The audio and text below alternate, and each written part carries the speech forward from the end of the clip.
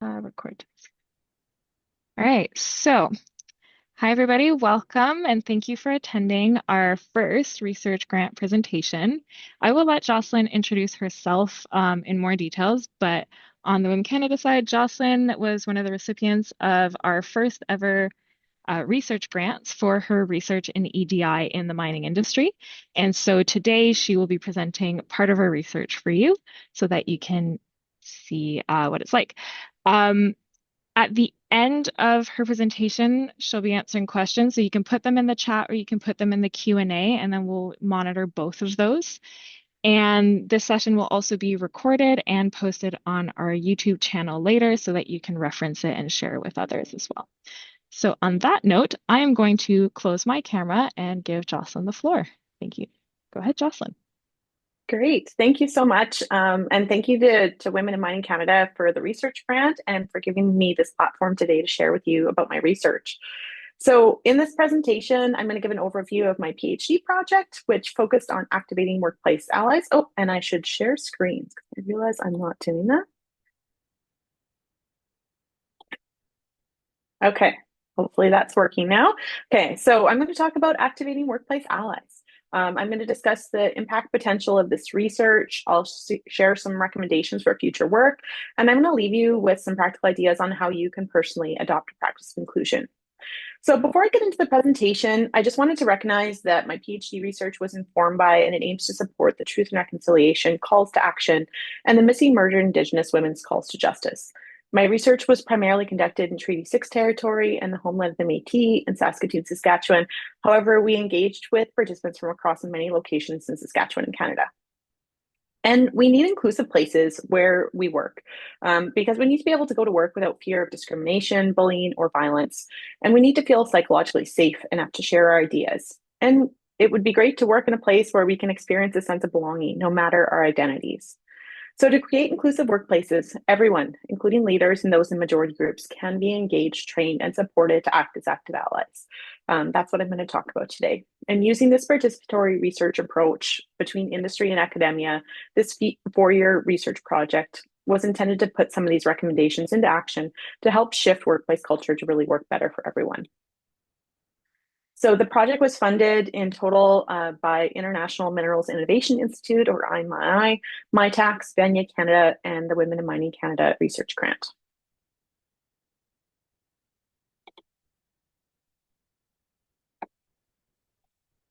Okay, making sure slides are changing. There we go. So just to tell you a little bit about who I am, I'm a professional mechanical engineer turned equity, diversity, inclusion researcher. I'm an entrepreneur and I'm the board chair with Women in Mining, Women in Nuclear Saskatchewan. I'm also a mom of 2 girls, and my husband is also a mechanical engineer, and he works in the support of the mining industry as well. Equity, diversity, inclusion is really important to me because I know what it's like to be underrepresented. I worked for more than 13 years in the mining sector in Canada, and I was frequently the only female engineer in the department or the only woman in the room. A few years ago, I left working directly in mining to look for solutions to the challenges I experienced and saw happening to others around me. So through my business, I support people and organizations to advance on their equity, diversity, inclusion journeys. And with my PhD research, I was really working to support individuals with understanding their roles as workplace allies. This research was sparked by a call for proposals from International Minerals Innovation Institute in early 2020. And I submitted my application for the research proposal roughly the day before everything shut down for COVID. And in doing this, putting together a proposal, I really saw an opportunity to continue my master's work. And my master's work had uncovered some challenges that women in Canadian mining face in their workplaces, including a high disproportionate occurrence of discrimination and harassment. And often these incidents went unreported, and the receivers described feeling invalidated, ignored, and silenced. I'd had similar experience too when I worked as a professional engineer in mining, and I wanted to change the cycle where something bad happens, nobody speaks up, and nothing changes. So in my PhD research, I focused on solutions by creating a system of supporters or allies for underrepresented people in workplaces. And because of the IMI and MyTax funding, I was able to hire MyTax Accelerate interns in 3 data collection phases. So in the top left corner here is Jovita Diaz and myself at a conference a few years ago. And Jovita, when I first met her, was a Master of Public Administration student. She's since completed her program, and she supported the second phase of the research. Dr. Rosa Moazed is shown in the bottom with me, and she was an interdisciplinary PhD candidate when I first met her. She supported the third and fourth phases of the project, and I'll talk a little bit more about those in a few slides. So here's just a really brief overview of what I'm going to talk about in the next 35 minutes or so. So this research takes place in the context of Canada. So as such, it's informed by Canadian policy, statutes, history, and cultural context. And when we're thinking about advancing equity, diversity, inclusion, it is really important to understand local context. And we also need to think about how we're going to address a multitude of risks, which can also be linked to that local context. Sometimes when we're thinking about advancing equity, diversity, inclusion, and the reasons behind why we might do it, it's referred to as the business case for advancing equity, diversity, inclusion. So a few points I want to make just about what makes Canada unique and some things that are happening within the mining sector that are important to note and related to EDI. So in Canada, the Charter of Rights and Freedoms is embedded in our Constitution. This has been around for over 40 years, and the resulting human rights statutes and systems across the country support equitable, diverse, and inclusive workplaces. Failing to advance equity, diversity, inclusion could result in reputational risks to organizations or individuals, and there could be legal ramifications too. The second point is many industries and organizations within Canada, including the mining industry, are facing labor shortages as the current workforce is aging and retiring. And organizations that fail to foster a diverse workplace culture, they risk missing out on critical talent they need to sustain their operations. The third thing is there's a lot of challenges that organizations need to look to solve, and diverse and inclusive workplaces are needed to help solve these wicked, challenging problems. Workplaces and professions that fail to attract and retain people who represent the diversity of our society risk the ability to innovate and solve complex and wicked problems.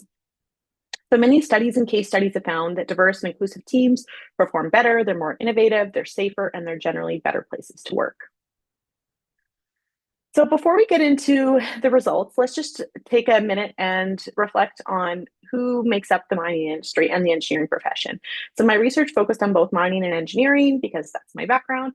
So I'll share a little bit of data on both. So here I have some Statistics Canada data to help explain the Saskatchewan, Canadian, and mining population. So you can see that mining industry only has about 15% of women, despite women making up about half of the population within Canada.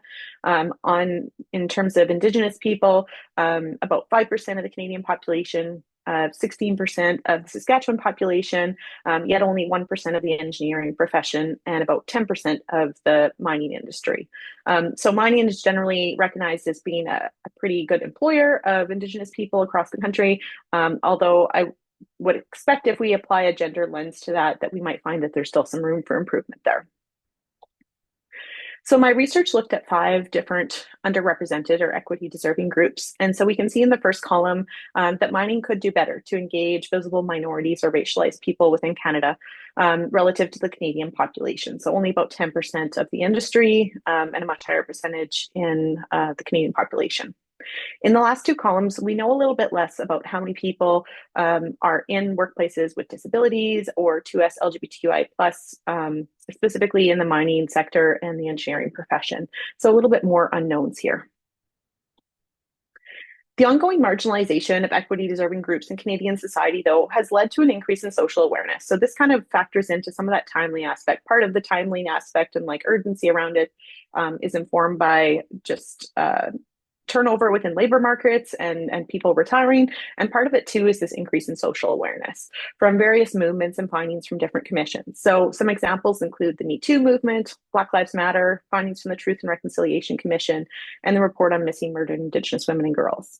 So as a result, organizations are increasingly adopting regulations and strategies and taking action to address social challenges. An example of this is the Mining Association of Canada's Towards Sustainable Mining Protocols, just highlighting the commitment within the industry. So over the last 4 years, especially, organizations are increasingly seeking to be inclusive, equitable, and proportionally representative of their local communities. In the last few months, though, you've probably heard about backlash around equity, diversity, inclusion. A lot of this is coming from changes that have happened in the US. And I believe the principles of psychological safety and belonging are still needed in our workplace and professions. So despite some of the concerns around backlash, I still think this is important. We still need to have a diverse workforce and engaged workforce in order to solve complex problems like climate change and support the energy transition. So the challenge really then exists in how best do we achieve inclusive workplaces? What does that look like? What do we need to do? So in this study, I was looking to address the complex, even wicked problems of unfair and discriminatory treatment that underrepresented people face in workplaces. And this discrimination persists despite protections offered by the Constitution, by the Charter of Rights and Freedoms in Canada. And one solution to help with creating an inclusive and equitable workplace, thereby delivering on some of the promises of the Charter of Rights and Freedoms, is allyship. So, allyship is a practice of inclusion where, through listening, learning, and reflection on personal experiences and privileges, people actively support historically marginalized persons and communities in achieving their full potential. My definition was largely informed by participants in the study and various scholars. Some of them that I'll just mention are D'Souza and Schmader. Their research on allyship out of UBC has been really informative, and they were also part of this big 7-year mega project in Canada called Engendering Success in STEM. Some other scholars include Ibram X. Kennedy, his work on anti-racism, and Meg Warren's research on allyship as a virtue. Additionally, my work was informed by activists and practitioners. A couple US-based ones are Michelle Mai-Jung Kim. Her book is The Wake Up Call, and Lily Zhang's book, DEI Deconstructed. So a few resources if you want to look them up afterwards. And I view allyship, as I mentioned, as really complementary to the truth and reconciliation calls to action. I see these things as interconnected. I humbly recognize, though, that allyship training and allyship practices on their own are not going to change workplace culture. We need strategies, we need ecosystems that really value and foster equity, diversity within workplaces. So this is one piece in the puzzle, but not the only solution. So the Activating Ally study, I'll just give you an overview of the different phases of the study, was completed in these 5 phases. The first phase was the literature review. So I had about a year in between my master's and my PhD. And in this literature review, I really focused in more on allyship research. And in the second phase of the study, was our first data collection phase. And this is where we developed our change theory, the ally activation model. And I'll share more about that in a few slides. In the third phase, we developed the Active Allies course, and we first trialed it in the Engineering College at the University of Saskatchewan. And in the fourth phase, we trialed the Active Allies course in the Saskatchewan mining industry. In the final phase, I made a series of short videos to summarize the outcomes of the 4-year study, and you can view these on social media or my research website. So I want to walk you through the impact of the research based on the various phases of the study, although I'm going to spend a lot more time focusing on the mining industry trial because I think that'll be most interest to this audience. In the first phase of the study, I explored literature in disciplines like rhetoric, leadership, education, law, policy, and sociology. This was an interdisciplinary research study, so I was kind of looking broadly across and looking for concepts around allyship and inclusive workplaces. So I looked at literature from academia and I explored the work of EDI practitioners, change makers, and activists, because there's a lot happening in practice that maybe isn't reflected in the literature too. So in exploring the literature, I identified the important roles that employees, leaders, and organizations all have in contributing to change efforts and the urgency to advance change. 2 of the chapters in my dissertation make up these 2 papers. So really briefly, the first paper that I'm showing here really focused on communication and leadership. And in this, I argued that leaders need to demonstrate allyship in everyday moments and be prepared to respond to the bigger moments that might occur after a major accident or a local or global event. So those everyday acts of inclusive behavior, those micro acts of inclusion, really important, and also being able to respond to those bigger things that happen as well. In the second paper, I examined court and arbitration records to summarize how our legal systems could support the receivers of workplace discrimination, harassment, bullying, and sexual assault. So, spoiler alert, the path to resolution is not necessarily through our legal systems. The path to justice, if you've experienced some of these instances within workplaces, is really lengthy and often best supported by a union. So, for those of us that might be professionals working within the mining sector, we might not have a lot of support to go this route. So for this reason, I think our workplaces really need to be proactive in preventing the type of incidents around, focusing on discrimination, harassment, bullying. And we can all be proactive by supporting purposeful inclusion or allyship. So as I entered the second stage of the study, I had this research objective in mind that I have shown on the screen here. And I really wanted to understand people's lived experiences with becoming allies within their workplaces. And I didn't see this reflected in literature. How did someone go from just going about their daily lives to actually wanting to be an ally? I wondered, what was this journey to allyship like? What skills did people need to develop? What motivated them to help others? What helps sustain them in their practice? And I also wanted to look at allyship broadly to support 5 different equity deserving groups, because not everyone fits into just one group necessarily. People may be at the intersections of them, and I thought that was a potential solution. So looking to support women, Indigenous people, racialized people, 2S LGBTQ plus, persons with disabilities, and potentially other groups as well. So the theoretical framework for the study adopted an intersectional viewpoint with this in mind, that seeks to improve gender equity while incorporating intersectionality in the context of the mining industry and the profession of engineering. And my view of intersectionality is informed by scholars and activists like Crenshaw, Collins, Kim, and others. And while I focused on the local context of where I am and what I know that this research can have broad applications across many professions and workplaces outside of engineering, outside of mining. So keep that in mind too as we're kind of going through this. The data collection phases incorporated a transformative mixed methods design. And so what this means, Creswell and Plano Clark described this as a way to lift up the voices of participants to call for action using data sources that can challenge injustices and provide evidence that's acceptable to stakeholders. So throughout my research, I tried to incorporate the voices of many people, pass the mic, highlight other people's stories, and incorporate group discussions. In the second phase of the study, we developed the ally activation model after interviewing 7 active allies. And so this is shown on the bottom part of the screen here. And the ally activation model helps us understand that within a supportive ecosystem of an organization, potential workplace allies can become activated when they advance from the state of unawareness that's kind of shown off the chart through these 4 stages shown on the chart. So let me walk you through the model. So people start off first in this state of unawareness, so being off the chart, and they think the world might be a fair and just place.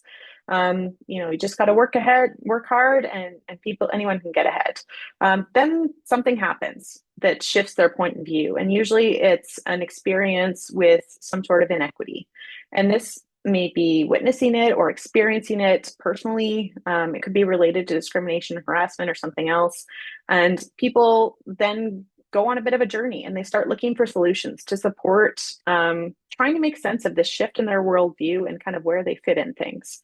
And if there's not the right support, this stage, as people go into the support seeking stage down here, people may exit. They may exit their workplace, their profession, maybe the industry that they're working in, and they're going to look for somewhere where they feel a better sense of belonging, where it feels safer for them to be. But if there are the right supports in place, then people are going to go through a series of learning moments, and they're going to come up to this realizing phase here. And they're going to expand their knowledge and skills, and they'll gain some self-acceptance about who they are as an individual. Finally, in the leading change stage, people are skilled and motivated to lead change. People may go through the model multiple times too, based on different aspects of identity. So for me, as a woman, a straight, white, able-bodied woman working in the mining sector, I first went it through the model based on my understanding of gender, my experiences around gender. And then I've had opportunities to progress through the model based on other aspects of marginalized identity that I don't personally have, but in wanting to be an ally and help support others, I can do learning to help support, say, Indigenous people, for example.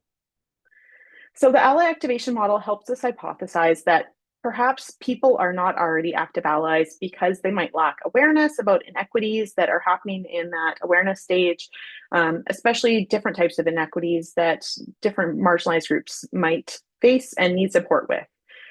Perhaps people might not be active allies because they lack the skills, the self-awareness, or the confidence to take allyship actions, or maybe they're really surviving in an ecosystem that does not foster and value active allyship. So if you're in a place that does not seem to be demonstrating inclusive behaviors and valuing respect, maybe not a place where active allies are going to thrive. So feedback that I received from participants throughout the study about the ally activation model, and even after the research has been complete, affirmed that the model was simple enough, yet connected with people on different levels.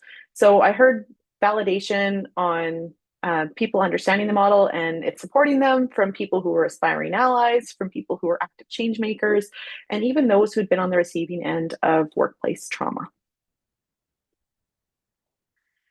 So I'll just do a little touch on research methodology, and then we're going to get into some data and some of the results pretty quickly here. So the second phase of the study was largely qualitative. The third and fourth phase, we used mixed methods. And so in mixed methods, we collected quantitative and qualitative data through these phases. And we collected data from a number of different sources. So in the second phase, the main source was really the transcripts, which we thematically analyzed.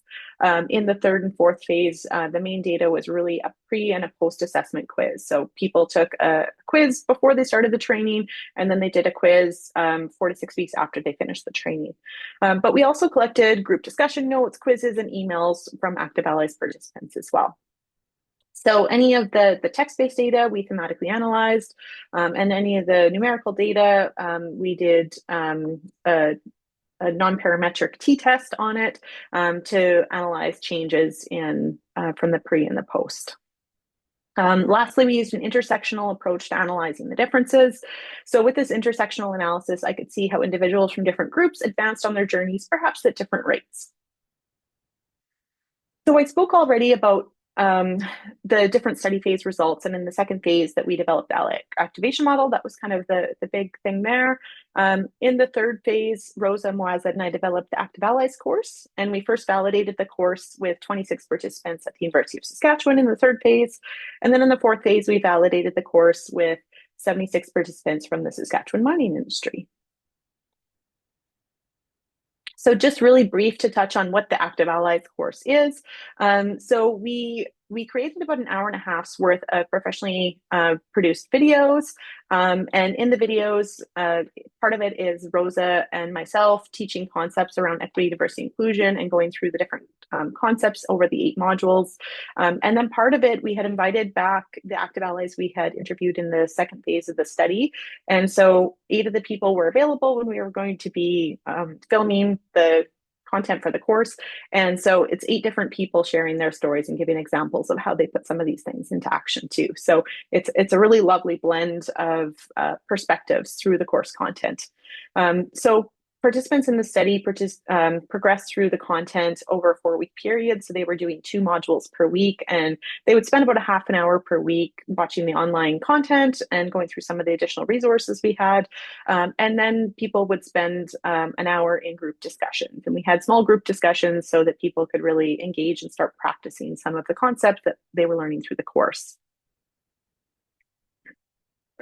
One thing I'll note is that I'm now offering the Active Allies course through my company, and the one change in the course feedback that we got from participants is that there was a bit more content and more practical application in the second half of the course. So we've spread out the course now so that it's offered over 6 weeks rather than 4. So before we get into the results, I'll just give you a quick overview of who the participants were in the mining industry trial that we did. So you already saw some of the data on the top part of the screen about, who is in the industry. And then I'll just talk about who participated in the study.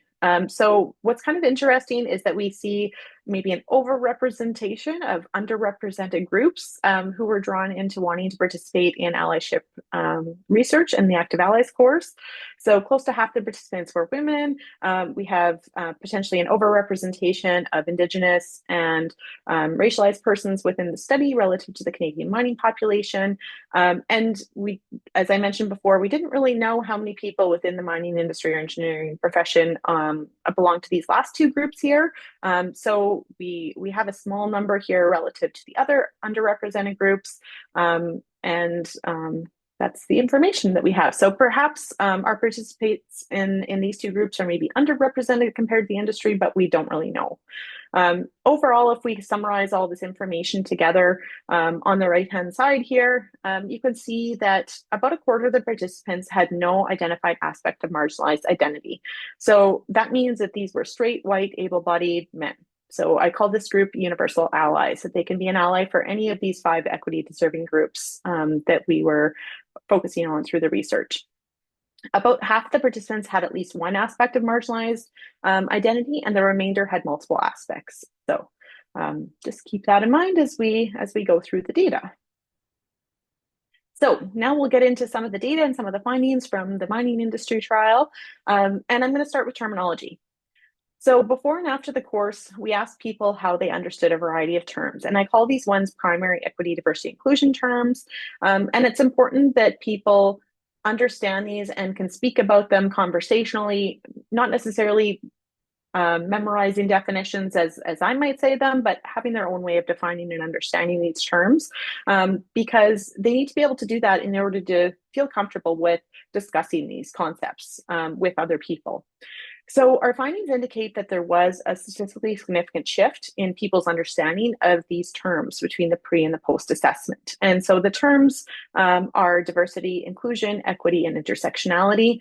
And you can see that the biggest improvement was in understanding intersectionality.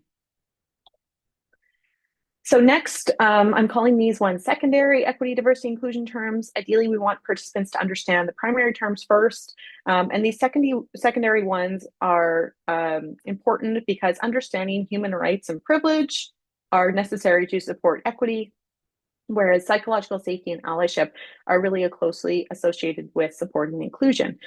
So if we want to start putting these things in practice, we maybe need to understand these secondary terms as well.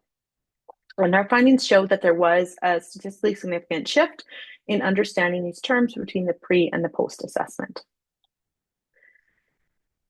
So these are going to be the last terms that we're going to look at. And we want participants to have an understanding between types of inequities so they can know when they should intervene and when they should report.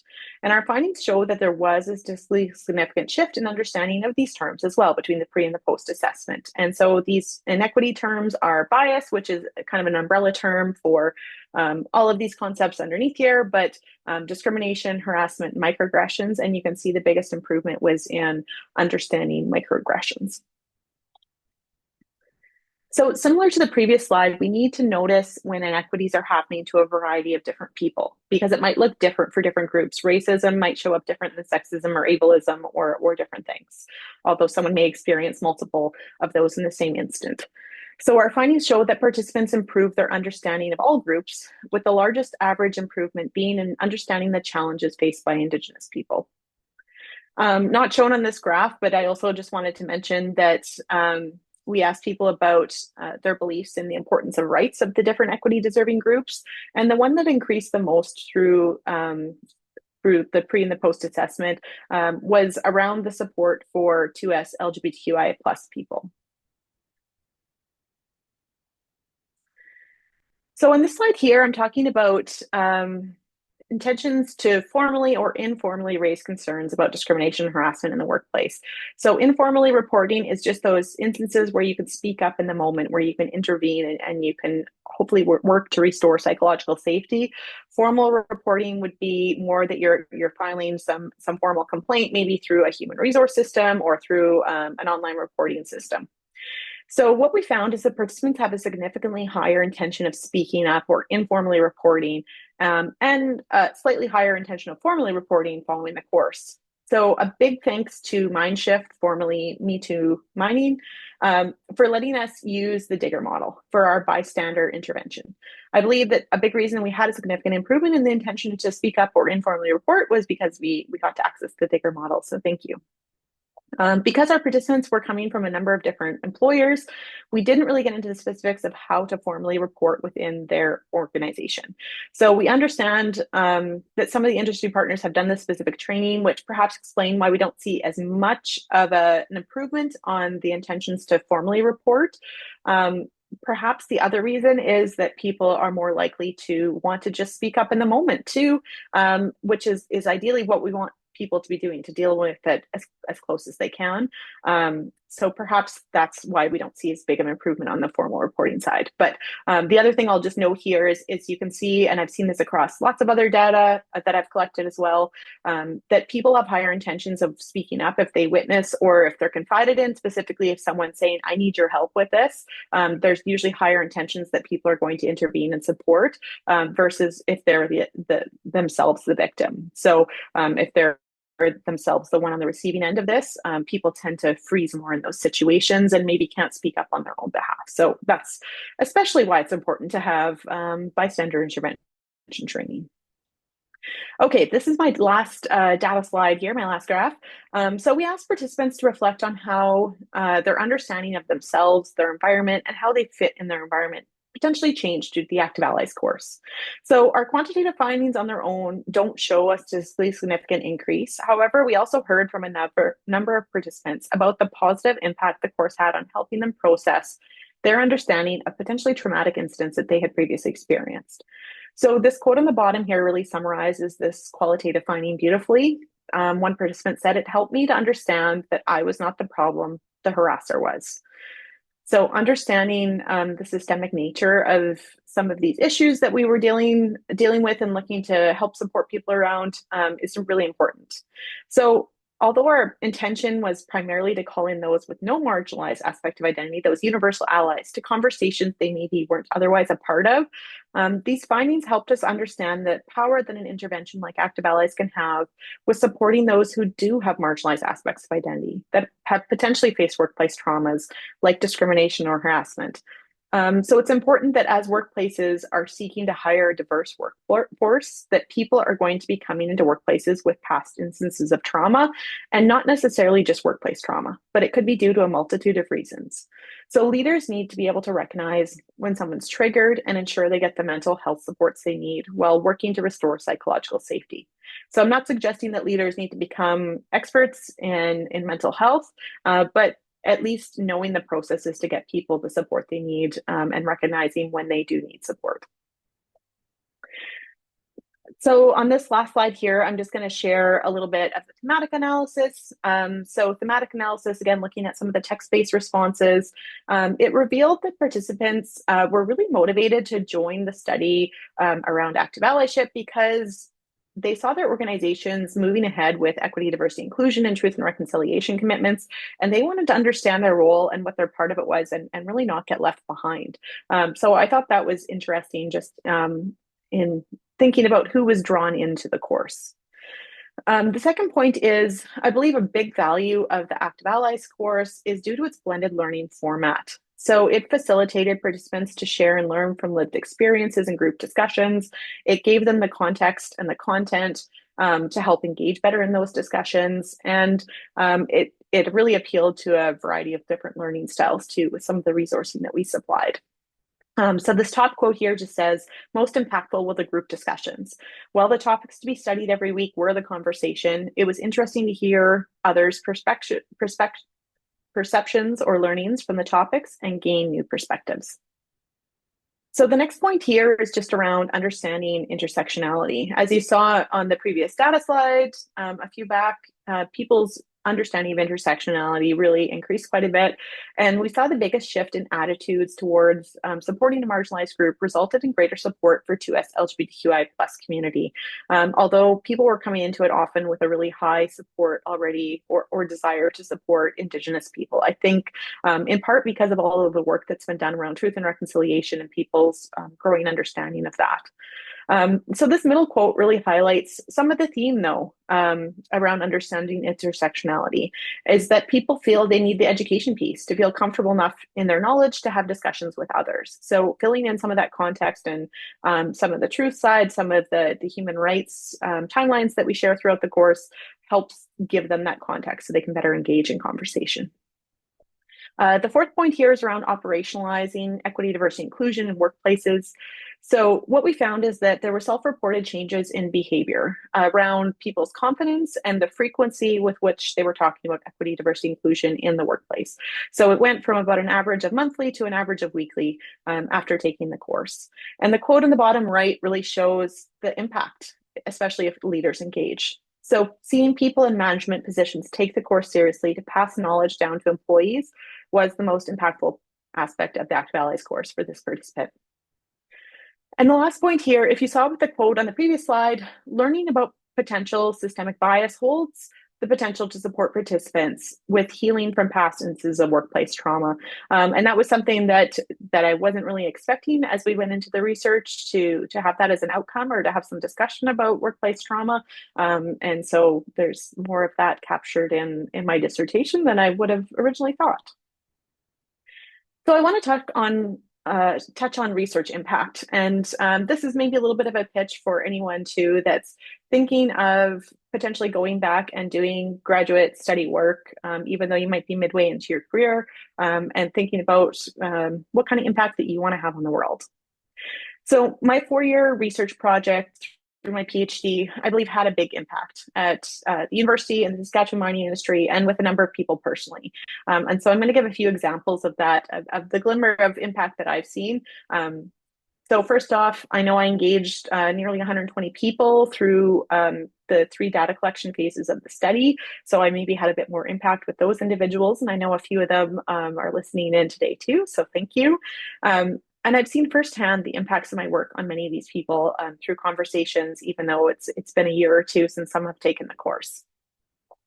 At the University of Saskatchewan in particular, participants in the Active Allies course advocated for changes to the dean search when they were looking for a new dean for the college to try to ensure that there was diversity and there were equitable processes in place. I know some of the past participants have started a mentorship group within the engineering college, and many are carrying on equity, diversity, inclusion conversations in the college today that weren't really there before the training. Within industry, participants have requested resources and further training to carry on conversations in their workplaces. This includes bringing me in to do more in-depth training with leadership groups. I know some of the participants developed deeper connections with their coworkers, sometimes identifying that, oh, I never would have thought that person was even an ally or potential ally. And now seeing them step up and taking this course, I would trust them a little bit more if I needed support with something. Some people are continuing to connect with each other, and I know a number of them are continuing to lead change efforts within their organizations through employee resource groups, through diversity inclusion committees, and with community organizations like Women in Mining, Women in Nuclear Saskatchewan, and Women in Mining Canada. Personally, it's had a big impact on me too. I've had the opportunity to present about my research at more than 25 conferences or events. If you factor in the IMI and the academic committee meetings. So I had an industry committee and an academic committee and gave them updates throughout the 4-year project. Probably well over 40 presentations that I've given around the topic. And I was very privileged to travel to Australia for the World Mining Congress last year and presented virtually via previous about a gender and STEM conference that was taking place in Germany, but I did so from my campsite on Vancouver Island in almost the middle of the night. So through my research, I've likely reached more than 1,000 people. And I think that's had a really big impact too. Just all the conversations and experiences have allowed me to hone my message, to grow my confidence, to expand my network, establish a consulting business where I can apply the various skills and knowledge that I've learned. Also through the IMI and MyTax funding, I was able to work with and mentor 2 other researchers, so Jovita Diaz and Rosa Moazed, as MyTax Accelerate interns. And Jovita went on to play a crucial role as a senior policy analyst, and she got to participate in developing BC's new anti-racism legislation, which was really cool. She was there the day it was brought into the legislature. And Roses went on to use her knowledge of writing scripts and creating videos to create high quality educational content that I know is going to have a lasting positive impact at the University of Saskatchewan. Also personally, because of the project, I was recognized in 2021 as a WIM Canada Scholar. I was recognized in 2022 by Engineers Canada as an EDI champion. And this spring, I was recognized in the STEM category at the YWCA Saskatoon Women of Distinction Awards. So I believe I've had a positive impact because of this research. And it's when I started off my career first working in the mining sector and feeling like I was the only person, I didn't imagine that I would have this kind of impact through my career. So if you're thinking about going back and doing research and want to talk, happy to have a chat with anyone. But really, none of this would have been possible going on this pivot in my career without having an ecosystem of funding, educational institutions, and support from many colleagues, friends, and the mining sector as a whole. So thank you for everyone that's been a part of my journey. My 4-year project has implications for academic institutions, workplaces, and for future researchers. So I'll just touch quickly on these and then almost wrapped up and we'll save some time for questions here. So in academia, and I think this applies to actually other organizations outside of academic institutions too, but many organizations are under threat to disassociate from EDI. And you've seen that Walmart most recently was one of the big corporations that seems to be taking a step back from it.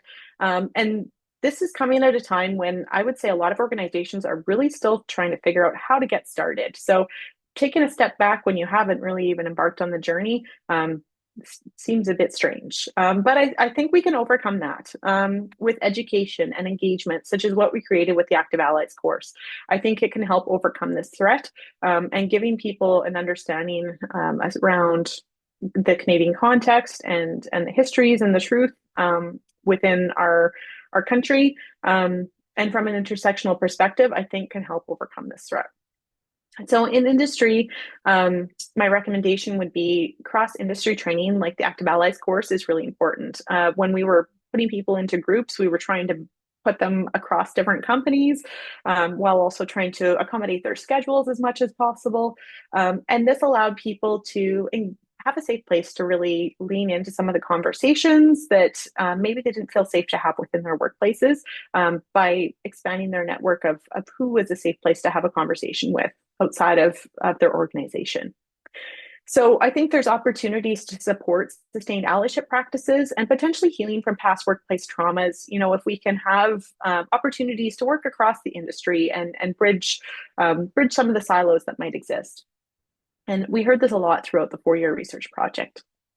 For future researchers, I kind of have two main points here that I want to make. So one is around trauma-informed workplaces. So as workplace diversity increases, so too does the complexity of social challenges that might exist within workplaces.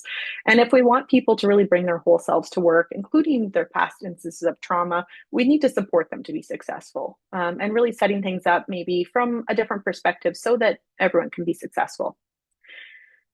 So future research needs to consider how workplaces and professions like engineering, which probably doesn't really think about trauma-informed practices, how can they become trauma-informed? How might that work within an organization and to support people from vulnerable populations? And maybe we hear this more in sectors such as healthcare, where people maybe are known to have mental health challenges or addictions, but we need to consider that as we're attracting diverse workplaces, diverse population, people are going to be coming with some of that anyways, and we need to support everyone. So becoming trauma informed in all Canadian workplaces is something we need to strive towards. So the second point for future researchers is thinking of interventions like active allies. If we think of them like social vaccines, and this concept comes from researcher Des Gupta, and I have one of her quotes in the bottom right here. We need to consider if active allies is kind of this intervention, kind of like a social vaccine. What is the effectiveness and longevity of these interventions? When do we need to give people a booster dose? Are there additional layers of training needed on top of this? What might that look like? What might kind of continued sustained support look like around allyship?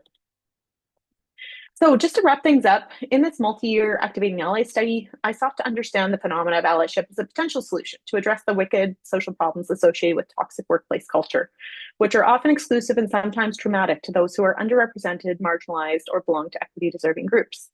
As my study was looking to address a wicked problem, I humbly recognize there's no single solution. I've developed two practical tools, so the Ally Activation Model and the Active Allies course. And these solutions are interdisciplinary, adaptable, contextual, and practical. My hope is that by equipping potential allies who might be at vastly different places in their understanding and support of social issues with a variety of stories, ideas, and a common language, we can take these seeds of knowledge and go on to propagate change efforts in many ecosystems. And while we might not always get it right, we cannot wait for the right answer or an expert to come along to try to close a gender or a societal gap. We need to be proactive and we need to act in line with the intentions behind the Charter of Rights and Freedoms. So I believe we all have a role to play in advancing diversity, inclusion, and equity in our workplaces. And we can act as allies, and we especially need leaders to act as allies to help make these changes sustainable. So, what can you do personally? I said I would give some tips about what you can do. So, first thing here, and maybe you don't have time to do it today, but maybe over the next month or a few months ahead, I want you to take some time to reflect on where you're at in your understanding around various social issues. So, maybe consider things like sexism, gender inequality, racism, ableism, homophobia, transphobia. I could go on. What do you understand about these concepts? Do you understand them well enough so that you can engage in conversations about them? If not, make note of that and set a plan in place to do some more learning in that area, and seek out ways that you can have a positive impact on having some of those conversations and supporting people who might be facing some of those challenges. So you can reflect on the ally activation model and really think about where you might be in your understanding of social issues for a variety of different groups. So the second piece is two immediately actionable things you can do that doesn't require any self-reflection. But if you haven't already taken the Active Allies course, you can sign up.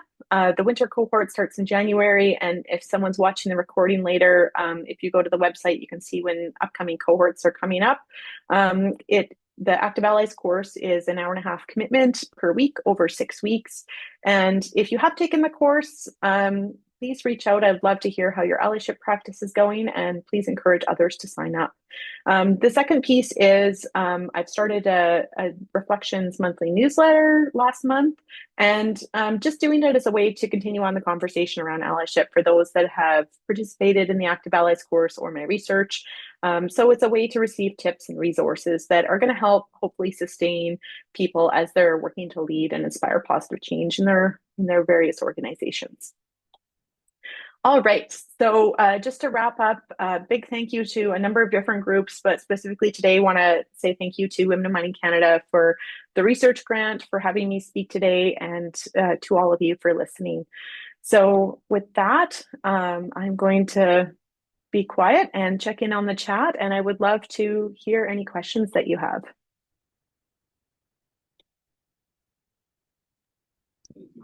Maybe while we give people a chance to send their questions through, so you can do it through the Q&A, you can send it directly to Jocelyn in the chat, or you can send it in the general chat.